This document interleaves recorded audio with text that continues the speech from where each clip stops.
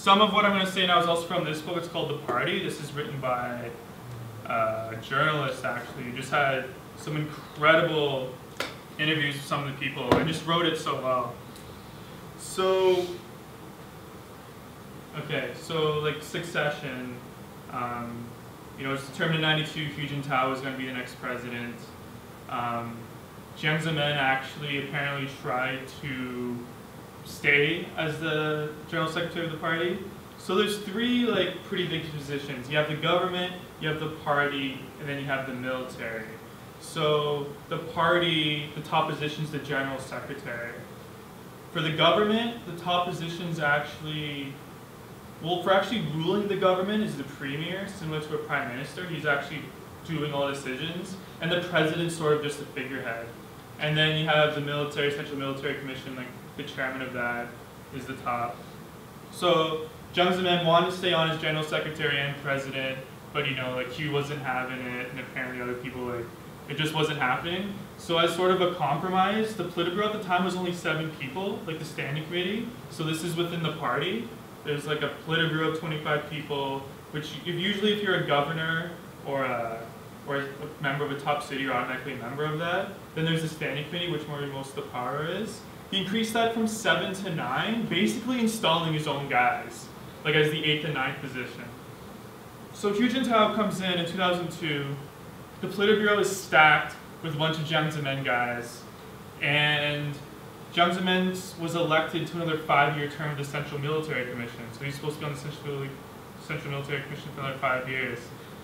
And what ended up happening, which was a pretty big deal, was the SARS crisis.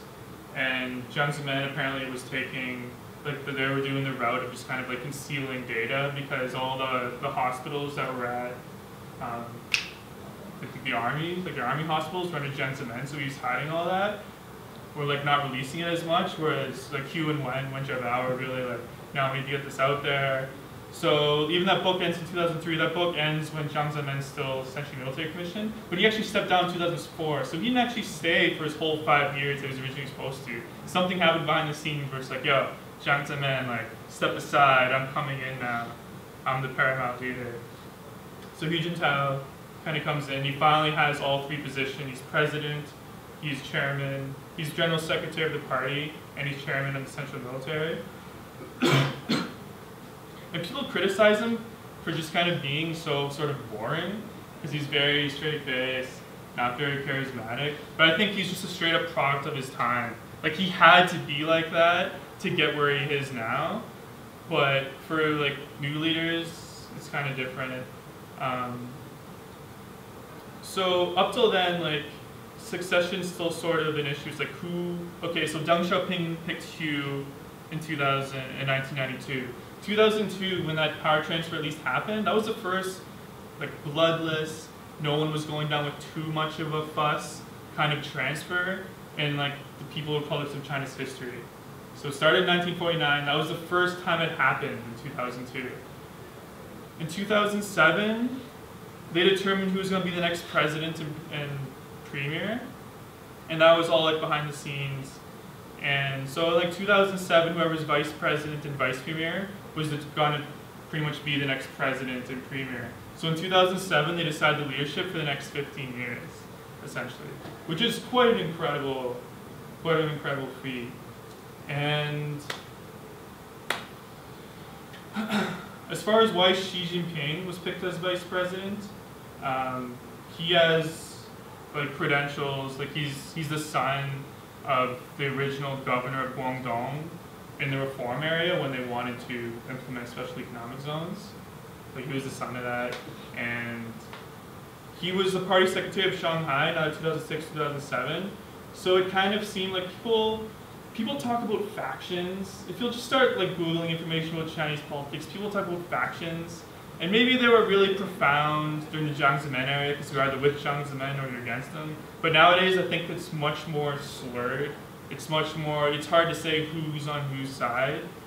And I don't necessarily feel Xi Jinping's totally in Jiang Zemin's faction. I think he just got his approval. Because Jiang Zemin, even though he still wasn't in power, he still had quite a bit of sway. So he kind of got his approval, whereas Li Keqiang was very much Hu's guy. He was Hu Jintao's guy. He wanted him to become the next leader, but that didn't happen. He eventually became vice premier. So another pretty big takeaway is that it seems like each paramount leader at the time has never been able to get their chosen successor to be the actual successor. It's always been someone else. It's always become someone else, which is really interesting. So the big debate now is, like, Xi Jinping is going to become general secretary of the party this month. He's going to become president early next year when that convenes. It's just like, when will he become the military head? That's sort of like the big question that people are debating. And people are saying it will also happen early next year when sort of it's right for like just some kind of military things convening, and then that'll happen. And then once that happens, then like the whole succession plan and foundation will seem to have been built. You know, it'll be 5 years from now, the next president and premier will be picked, and then like it'll be known when all positions will be changed. So even though China is like kind of old, it still seems like its political system is still much young and still being developed, and it's still growing and it's still evolving. And when you just say something about the Communist Party of China, like honestly, when I have conversations with people and they just refer to the Communist Party of China, like I just discredit them. It's just like, unless you can give me names, like come on, you can't just say the party and then just clump everything together. There's so many different people within the party. There's good people, there's bad people. It's just like so annoying. So annoying. So just some takeaways for you guys. Chen Yun, don't forget about him. Everyone's just like, oh yeah, Deng Xiaoping, he was like the leader at the time. Still had a lot of power, but Deng was just more ambitious, he was more keen, and he just knew more people. First transfer of power without any blood was 2002. 2007, you know, decided without any elders too. They actually made the decision, I'm assuming, I don't know if any of them are still alive anymore, but without like daddy around, you know, it was just like, okay, we can do this on our own. And like power definitely comes with having people in place. You need, yeah, it's still like that today. And succession system could finally be fully in place by next year. So that's it. That's it, guys. Thank you.